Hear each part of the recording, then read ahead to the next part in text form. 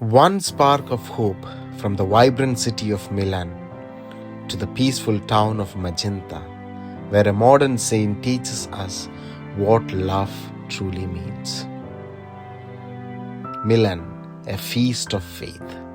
After leaving Florence, my pilgrimage continued north to Milan, one of the greatest cultural and spiritual capitals of Italy. That day was not an ordinary day.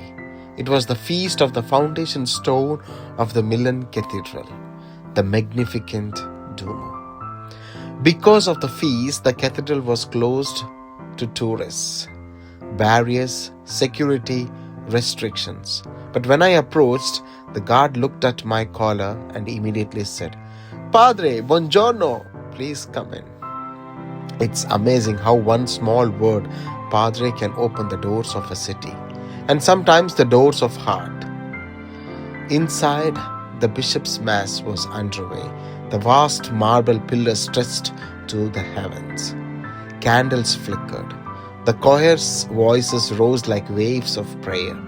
I couldn't concelebrate, but I joined the faithful in the pews, and there I experienced something simple yet profound.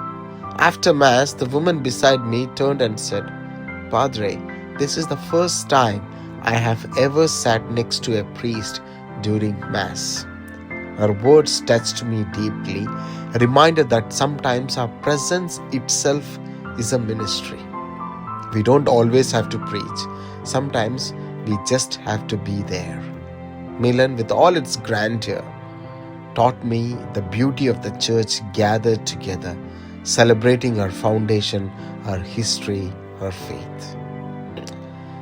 From the busy avenues of Milan, we traveled to a quiet countryside town. That's Magenta. Not everyone knows the name, but the world knows the saint who lived here, St.Gianna Beretta Molla.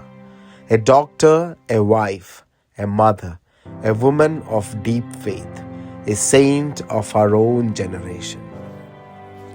Magenta carried a gentle, reverent atmosphere, fields, village roads, and the quiet dignity of a place touched by holiness. We visited the church where she prayed, where she received sacraments, where she was married.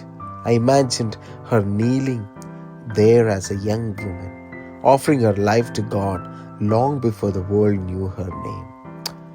Next, we visited the small clinic where she worked as a doctor. Finally, we reached the cemetery where she rests. It wasn't simple or plain.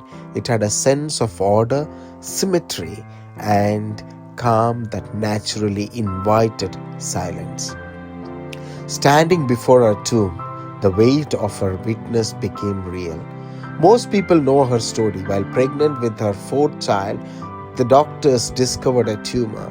She had options to save her own life, but the cost was the life of her baby. Her response was clear and courageous. "If you must decide between me and the baby, choose the baby." She gave her life so that her child could live. Today, her daughter Gianna Emanuela is alive because her mother loved her more than herself.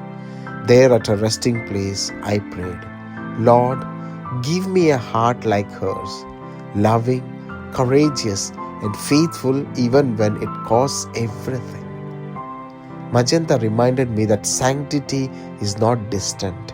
It can walk in hospitals, it can live in families, it can grow in ordinary towns. Holiness can be modern, as close to us as today. Milan showed me the grandeur of the church. Magenta showed me the courage of a single soul. One teaches us faith as community, the other teaches us faith lived in the heart. I am Father Dyson, and this is Pilgrim of Hope.